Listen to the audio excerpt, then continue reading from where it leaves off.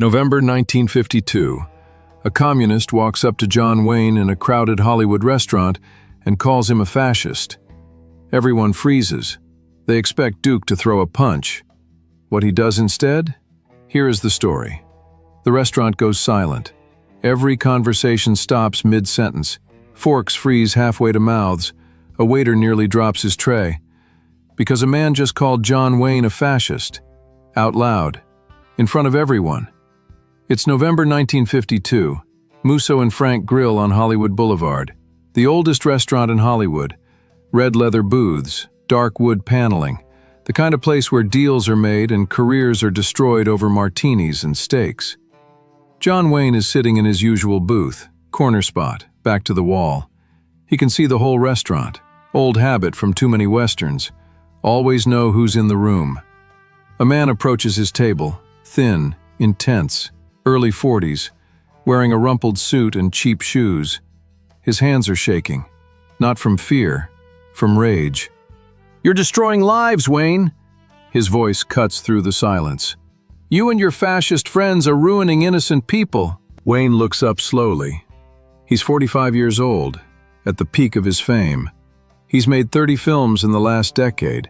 He's America's biggest star, America's hero, the man everyone wants to be. And he's being called a fascist in the most famous restaurant in Hollywood. Wayne sets down his fork, wipes his mouth with his napkin, looks at the man standing over his table, recognizes him. Samuel Roth, screenwriter, communist, about to be blacklisted. The whole restaurant is watching, waiting, expecting Wayne to explode, to grab this man by the collar, to throw him out onto the street. That's what the Duke would do in the movies, right? But Wayne doesn't grab him, doesn't raise his voice, doesn't even stand up. He just pulls out the chair across from him and says 2 words. "Sit down." Before we see what happens next in this confrontation that nobody expected, tell me, what state are you watching from? Drop it in the comments below. It's November 1952 in Hollywood, California. The war is over. World War II ended 7 years ago, but a new war has begun. The Cold War, and Hollywood is a battlefield. The House Un-American Activities Committee, HUAC, is investigating communists in the entertainment industry. They're calling people to testify, asking them to name names, identify other communists, rat on their friends and colleagues. If you refuse to cooperate, you're blacklisted. Can't work, can't write, can't direct, can't act. Your career is over. Your name is poison. Studios won't touch you. Agents won't represent you. You're invisible. Hundreds of careers are being destroyed. Writers, directors, actors. Some of them are actual communists, card-carrying members of the party. Others just attended a meeting once in college, or signed a petition for workers' rights, or donated to the wrong charity. It doesn't matter. If HUAC targets you, you're done. John Wayne is on the other side. He's the president of the Motion Picture Alliance for the Preservation of American Ideals, a conservative group, strongly anti-communist. They cooperate with HUAC. They support the blacklist. They believe communism is a threat to America, to freedom, to everything the country stands for. Wayne isn't investigating anyone himself. He's not naming names, but he's vocal, public. He gives speeches, does interviews, says communism must be opposed, that Hollywood needs to clean house, that America needs to wake up. People listen to Wayne. He's not just a movie star, he's a symbol of America, of strength, of traditional values. When Wayne speaks, people pay attention. Samuel Roth has been watching Wayne for months, reading his interviews, seeing his face in the newspapers. And Samuel is furious. Because Samuel is about to lose everything. His career, his livelihood, his ability to feed his family. And men like John Wayne are making it happen. So today, Samuel decided to confront him, face to face. Tell him what he really thinks. Let Wayne know that his crusade is destroying innocent people's lives. Samuel didn't plan what to say, didn't rehearse. He just walked into Musso and Frank, saw Wayne sitting there, and the rage took over. Now he's standing over Wayne's table, heart pounding, hands shaking, waiting for the movie star to stand up and knock him out. But Wayne doesn't stand up. He pulls out a chair, says, "Sit down." And Samuel, shocked, sits. Samuel Roth grew up in Brooklyn, New York, working-class family. His father was a tailor, immigrant, came from Poland in 1920, worked 16-hour days in a sweatshop, died of a heart attack at 51. Samuel was 14. His mother cleaned houses to keep the family fed. Samuel got a scholarship to City College, studied literature, wanted to be a writer, got involved in labor organizing, saw how workers were treated, exploited, abused, paid nothing, given no rights. In 1936, he joined the Communist Party. He was 25 years old. He believed, truly believed, that communism was the answer, that capitalism was evil, that workers needed to unite, that the Soviet Union represented hope for the future. He wasn't stupid, he wasn't naive. He just saw the world differently, saw poverty, saw injustice, and thought communism offered solutions. In 1945, he moved to Hollywood, started writing screenplays, got some work. Not major films, B-movies, low budget, but steady work. He was good at it. Dialogue, character, structure. He could write. But he never hid his politics. He was open about being a communist, proud of it even.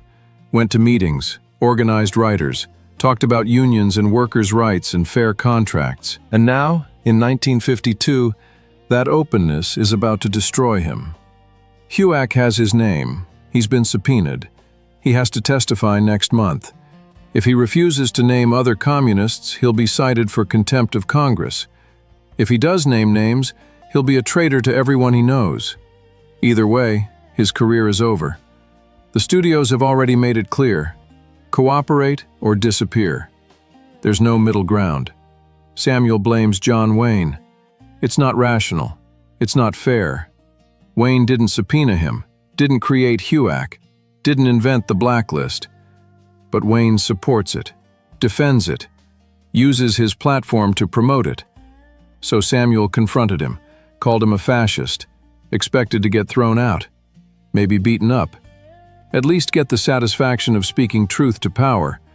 Instead, Wayne said, "Sit down."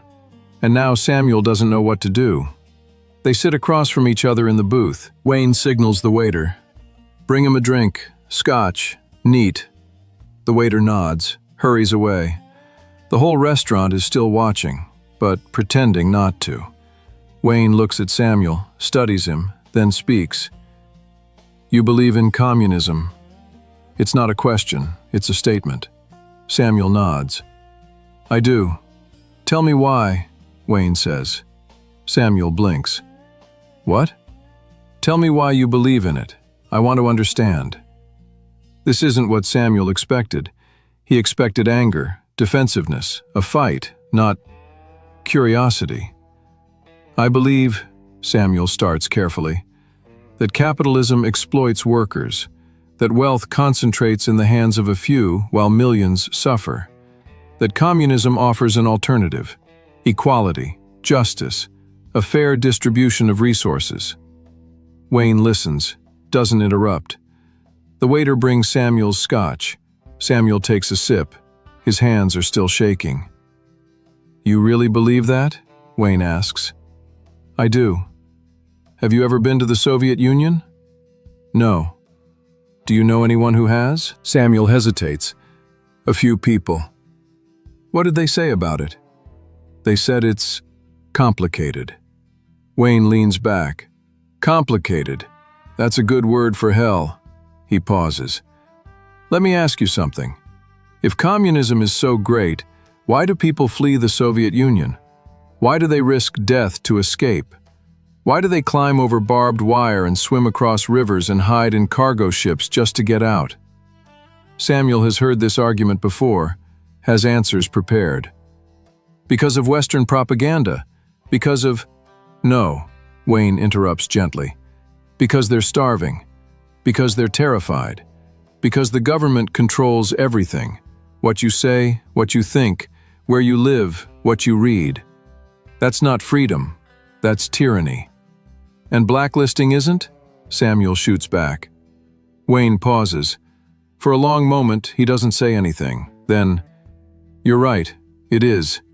Samuel stares at him. "What?" "You're right," Wayne repeats. "Blacklisting destroys lives, takes away people's ability to work, to feed their families. It's not American, I know that." "Then why do you support it?" Wayne's jaw tightens. "Because I've seen what communism does.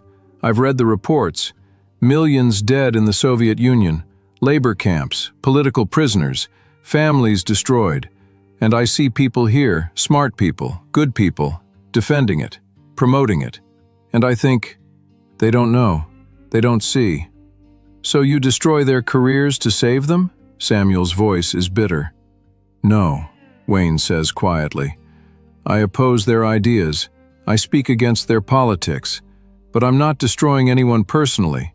I'm not naming names. I'm not testifying. I'm just saying, communism is wrong, and America needs to wake up." They sit in silence for a moment. The restaurant has started moving again. Conversations resume, but quieter. Everyone's still listening. "I don't hate you," Wayne continues. "I hate your ideas, because I've seen what they do. They kill freedom, they kill creativity, they kill the human spirit. But you? You're just a man who believes something different than me. And in America, you're allowed to believe whatever you want." "Not anymore," Samuel says bitterly. "Not with HUAC, not with the blacklist." Wayne nods slowly. "You're right, and that's the tragedy. We're fighting communism by using communist tactics, fear, intimidation, destroying people for their beliefs. It's wrong." "So you'll stop?" Samuel asks, hope in his voice. Wayne looks at him. "No, but I'll fight to keep you talking, even if you're wrong, even if your ideas are poison. Because the day we stop letting people speak is the day we become what we're fighting against." They talk for 2 hours. The restaurant empties around them. Other diners leave, new ones arrive.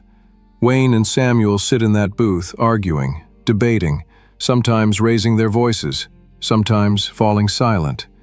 They don't agree, not on anything fundamental. Wayne still believes communism is evil. Samuel still believes capitalism is corrupt.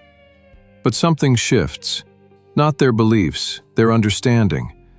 Wayne starts to see Samuel not as an enemy, but as a human being. A man who watched his father die from overwork, who saw poverty and injustice and wanted to fix it, who chose the wrong solution but had the right heart. Samuel starts to see Wayne not as a fascist, but as a patriot, a man who loves his country, who fought to preserve what he believes makes America great, who's scared that those values are disappearing. They're still on opposite sides, but they see each other now, really see each other.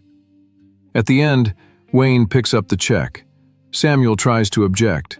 Wayne waves him off. "I invited you to sit," Wayne says. "That makes you my guest." They stand, shake hands. Samuel's grip is firm. Wayne's is firmer. "I still think you're wrong," Samuel says. "I know," Wayne replies. "And I think you're wrong. But I respect that you believe it, and I'll defend your right to say it, even if I spend every day arguing against it." Samuel nods, turns to leave, then stops, looks back. "What if I'm right?" he asks. "What if communism is the answer and you're on the wrong side of history?" Wayne considers this. "Then history will prove me wrong, and I'll accept that. But until then, I stand where I stand, and you stand where you stand, and we keep talking. That's what America is supposed to be." Samuel walks out of Musso and Frank into the November night. He's still going to be blacklisted, still going to lose his career. Nothing Wayne said changed that. But something changed inside Samuel, a seed of doubt, not about everything, but about something. Samuel Roth is blacklisted in December 1952. He refuses to name names, refuses to cooperate with HUAC. He's cited for contempt of Congress, Fined. His name goes on the list. No studio will hire him. No producer will touch his scripts. He's invisible. He moves to Canada in 1953, finds work writing for Canadian television, under a pseudonym, different name, hidden identity. He supports his family, barely, but he survives. For 26 years he lives in exile from Hollywood, writes under false names, watches from a distance as the blacklist slowly fades. As the Cold War softens, as America changes, he watches John Wayne too, sees him age, sees him fight cancer, sees him win an Oscar, sees him become more than an actor, become a symbol, an icon.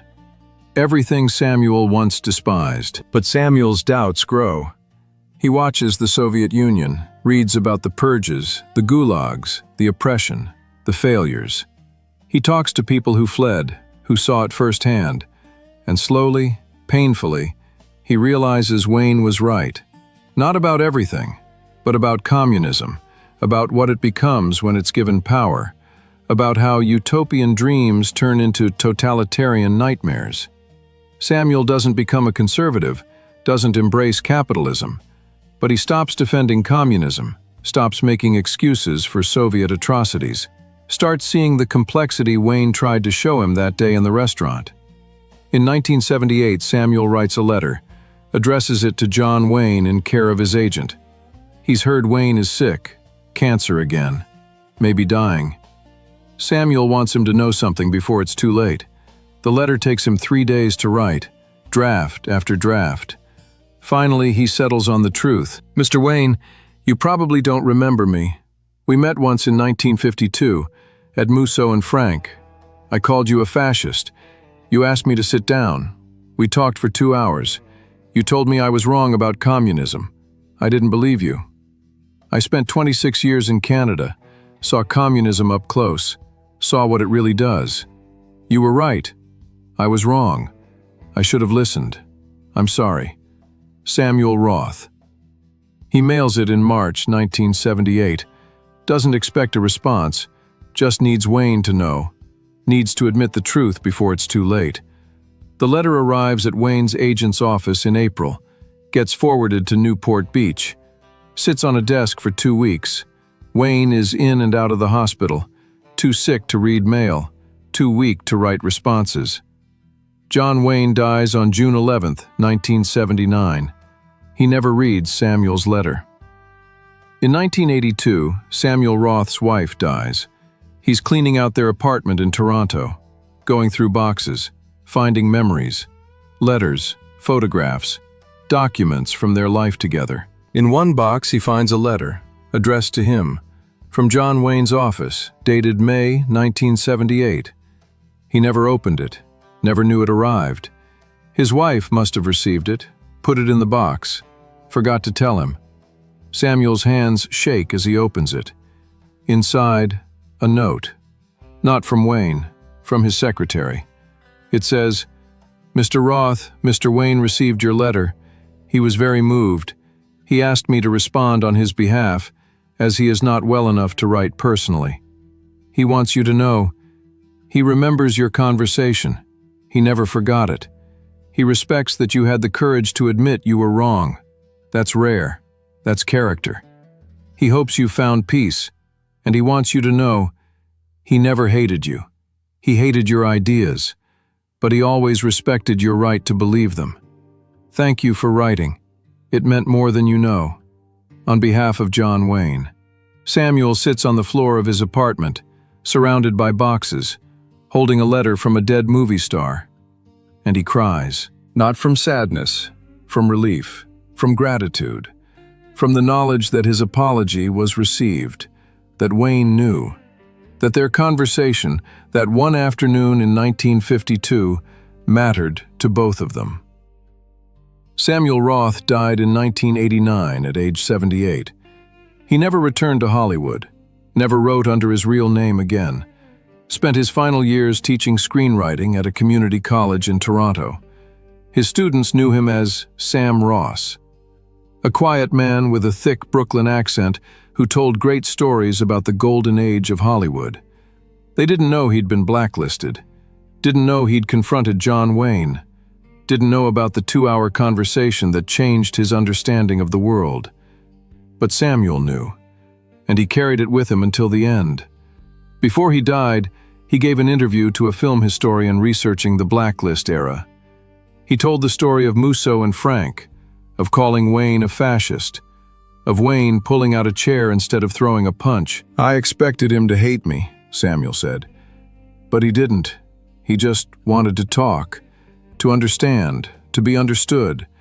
And that willingness to sit down with someone you disagree with, to listen even when you think they're completely wrong, that's what we've lost.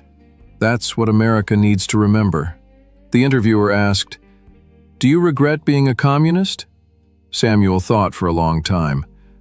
"I regret defending something that didn't deserve defending, but I don't regret believing in something, even if I was wrong, because belief, real belief, forces you to think, to question, to engage. And sometimes you need to be wrong to figure out what's right." "What did John Wayne teach you?" Samuel smiled. "That you can disagree without hating, that you can oppose ideas without destroying people, that strength isn't about winning arguments, it's about having them." He was more American than I ever was, because he understood what America is supposed to be. A conversation, a debate, a country where people who disagree can still sit down and talk. We've forgotten that, and we need it back. Today, the booth where Wayne and Samuel sat still exists at Musso and Frank Grill. It's booth number 9. Same red leather, same dark wood table. People sit there every day, eating steaks, drinking martinis, making deals. Most of them don't know what happened there in November 1952. Don't know that two enemies sat down and chose conversation over confrontation, chose understanding over hatred, chose to see each other as human beings instead of symbols. But the booth remembers, the restaurant remembers, and the lesson remains.